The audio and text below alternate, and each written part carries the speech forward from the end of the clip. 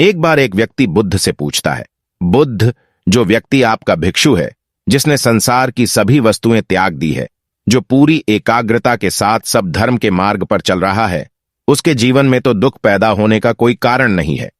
परंतु जो लोग न तो आपके भिक्षु बन सकते हैं और ना ही संसारी वस्तुओं को त्याग सकते हैं, क्या वे अपने दुखों से मुक्ति नहीं पा सकते? बुद्ध मुस्कुराते हैं और उत्तर देते हैं, जो व्यक्ति संसार में रहकर अपने दुखों से मुक्ति पाना चाहता है, उसे यह अष्टांगिक मार्ग समझना चाहिए।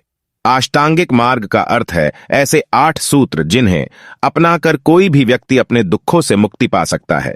वह व्यक्ति बुद्ध से कहता है, बुद्ध, कृपा कर मुझे विस्तार से समझाइए। बुद्ध कहते हैं, पहला सूत्र है सम्यक दृष्टि। सबसे पहले हमारा दृष्टिकोण ठीक हो। जैसा दृष्टिकोण होगा वैसा ही हमारा काम होगा, तदनुरूप उसका परिणाम होगा। मतलब जो है जैसा है उसे वैसा ही देखना। कोई भी किसी प्रकार की धारणा बीच में न लाना। जब आप किसी से मिलते हैं या किसी को देखते हैं तो जाने अनजाने आप अपने भीतर सामने वाले के लिए धारणा बनाने लगते हैं और उस धारणा के कारण ही आप सच्चाई से चूक जाते हैं। इसलिए किसी के लिए भी पहले से अपने मन में कोई धारणा न बनाए। दूसरा सूत्र है सम्यक संकल्प। हमारे संकल्प ठीक हो, गलत काम करने का हम निश्चय न करें। अब संकल्प का मतलब ज्यादातर लोग जिद समझते हैं। जो व्यक्ति बहुत ज्यादा जिद्दी होता है, लोग उसे संकल्पवान समझते हैं। हमें यह समझना चाहिए कि जिद में अहंकार होता है, परंतु संकल्प में अहंकार नहीं होता। बुद्ध कहते हैं, सम्यक संकल्प का अर्थ है जो करने योग्य है वह करना, चाहे वह कितना भी कठिन क्यों न हो। जो करने योग्य है उस पर अपना पूरा जीवन लगा देना। तीसरा सूत्र है सम्यक वाणी। हमारे वचन सही हो, बोलचाल ठीक नहीं रहने पर मनुष्य स्वयं तो दुखी रहता है, दूसरों को भी दुहक देता है। मतलब जो है वही कहना, जैसा है वैसा ही कहना, बाहर से कुछ और भीतर से कुछ और। ऐसा नहीं, क्योंकि अगर तुम सत्य की खोज में हो तो पहली शर्त यही है कि तुम्हें खुद सच्चा होना पड़ेगा, क्योंकि जो झूठा है उससे सत्य का कोई संबंध जुड़ ही नहीं सकता। सम्यक वाणी का अर्थ है जो भीतर हो वही बाहर हो। चौथा सूत्र है सम्यक कर्म। हमारे कार्य सम्यक या सही हो। गलत काम करके हम मधुफल की आशा नहीं कर सकते। सम्यक कर्म का अर्थ है जो तुम्हारे भीतर से आ रहा है वही करना। किसी के कहने की वजह से कोई काम न करना, बल्कि वह काम करना जो करने योग्य है। ऐसा काम करना जो तुम्हें तुम्हारी ही नजरों में ऊपर उठाता हो। पांचवा सूत्र है सम्यक जीव। आजीविका से साधन ठीक हो, कोई अनैतिक आजीविका नहीं अपनाए। बुद्ध कहते हैं, किसी भी चीज को अपनी आजीविका मत बना लेना।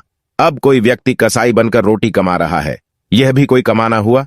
यदि रोटी ही कमानी है तो हजारों तरीके हैं। कसाई बनने की क्या जरूरत है? जीवन में धन ऐसे तरीके से कमाओ जो आपके मन में शांति लाए। छठा सूत्र है सम्यक प्रयास। हमारी चेष्टाएं सही हो, कोई लाभ के लिए गलत काम नहीं करे। बुद्ध कहते हैं, ज्यादातर लोग या तो किसी काम को करते ही नहीं है, और यदि करते भी है उसे अतीत में करते हैं। यह बिल्कुल ऐसा है जब तुम धनुष बाण से निशाना लगाते हो, तब तुम न तो प्रत्यचा को बहुत अधिक खींचते हो और न ही बहुत कम खींचते हो, क्योंकि अगर तुम प्रत्यचा को अधिक खींचो की तो तीर निशाने से आगे निकल जाएगा, और यदि कम खींचो की तो पहले गिर जाएगा। इसलिए प्रयास सम्यक होना चाहिए।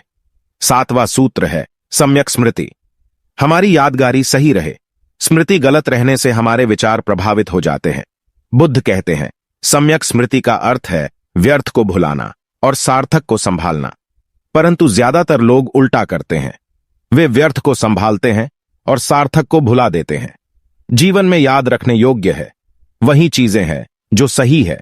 जो चीजें बेकार है उन्हें याद रखने का कोई फायदा नहीं। इसलिए सार्थक चीजों को अपनाओ और व्यर्थ चीजों को अपने से दूर कर दो। आठवां सूत्र है सम्यक समाधि। हमारा ध्यान सही हो, आध्यात्मिक चेतना सही हो। बुद्ध कहते हैं, समाधि में भी जागरूक रहना, क्योंकि जहां जागरूकता नहीं वहां बेहोशी है, वहां नींद है। सम्यक समाधि का अर्थ है जागरूक होकर आनंद को उपलब्ध होना। गौतम बुद्ध के द्वारा दिए गए यह सूत्र आपके जीवन को बदलने की क्षमता रखते हैं। बस आपको अपनी क्षमता पहचाननी है और इन सूत्रों को अपने जीवन में उतारना है। दोस्तों, उम्मीद है कि आपको इस वीडियो से काफी कुछ सीखने को मिला होगा। ऐसे ही वीडियो को देखने के लिए हमारे चैनल को लाइक कर सब्सक्राइब करें। मिलते हैं अगली वीडियो में कुछ नई जानकारी के साथ। तब तक के लिए धन्यवाद।